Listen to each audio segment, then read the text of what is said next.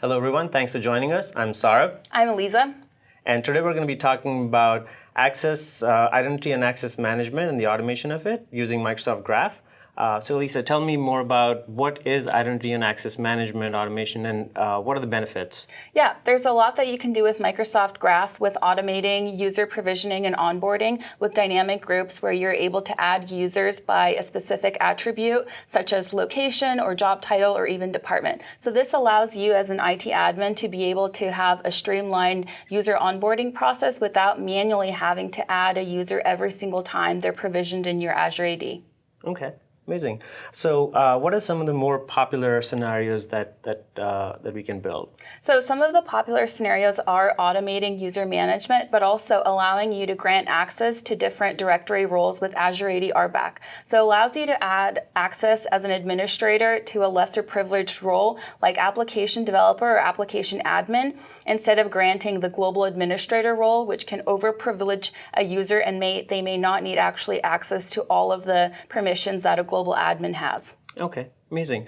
Sounds really interesting. Can we check out a quick demo? Sure. So let's dive into a demo. I'll be using Microsoft Graph Explorer in the Azure portal. So in the Azure portal, which you can go to portal.azure.com, I have a user here who's Sarah Smith. So Sarah Smith is an application developer by job title and is in Azure Engineering, and the usage location is the United Kingdom. So by these properties that I've configured here, I'll be creating a specific dynamic group. And so for this new project that Sarah is working on with David and other individuals, we'll be creating a dynamic group that will provision users and grant them access to resources as soon as their job title is application developer and as soon as they are in the Azure Engineering department, instead of manually as the IT admin having to go and directly assign every single time. If you have thousands of users provisioned in your organization, that takes up a lot of time and manual work. With this dynamic group that I'm going to create, it will allow users to be added automatically.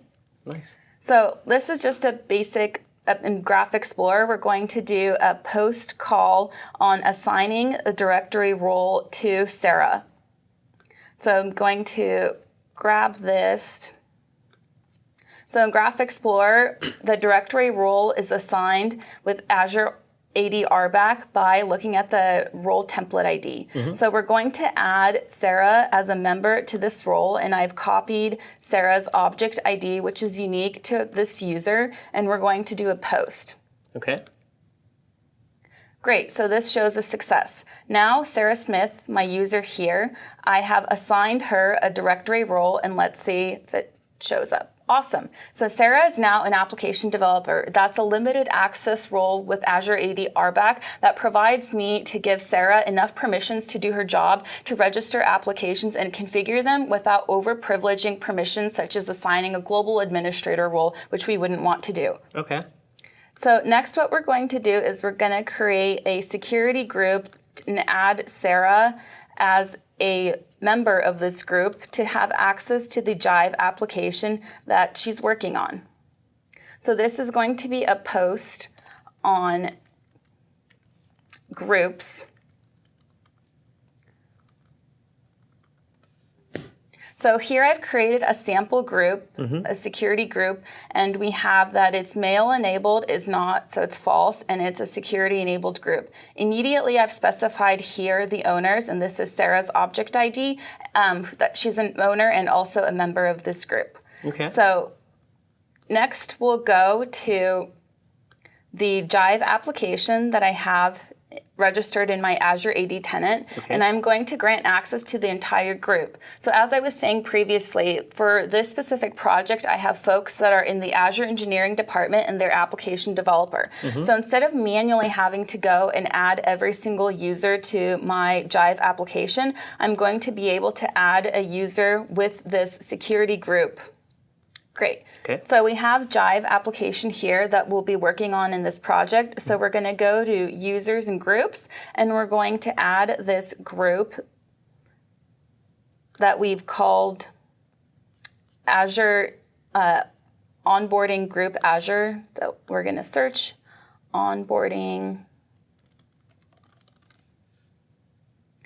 Great, this is the group that I just created that includes Sarah, and so I'm assigning access to Sarah and all the other users that have been put into this security group. Pretty neat. Right. So another cool thing that I want to show is that we're going to now create a dynamic group that has multiple conditions based on the department, the job title, and the location. Okay. Sometimes you may want to limit access to resources based on a specific department or specific region if there's GDPR reasons why you would want some individuals to have less access or less frequent information provided. So here we're going to also create a post on the groups that we have for Azure Onboarding Engineering. Okay. So the cool thing to notice here is the membership rule that I'm highlighting. So this is saying that even though we have one user already provisioned, all additional users that are added to my Azure AD tenant, where their department is Azure Engineering and country code is Great Britain and job title is Application Developer, will be automatically onboarded to this group and granted access to resources that are associated with this group, such as Teams, SharePoint sites. So this provides you an easy way to give your members access to resources. So now this group was provisioned here that we created, and now let's go back to Sarah as the user and see that this group, let's go back and see that Sarah was added to this group. Okay. So we'll find Sarah,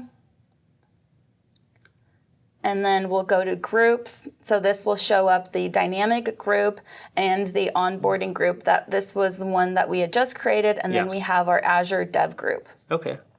And then once we go to the group, we see that there's access to resources and group links, such as a collaborative Outlook and a SharePoint site that everyone who is part of the Azure Engineering department and is an application developer can immediately get access to, instead of you as the IT admin manually having to assign a user to each group individually. Okay.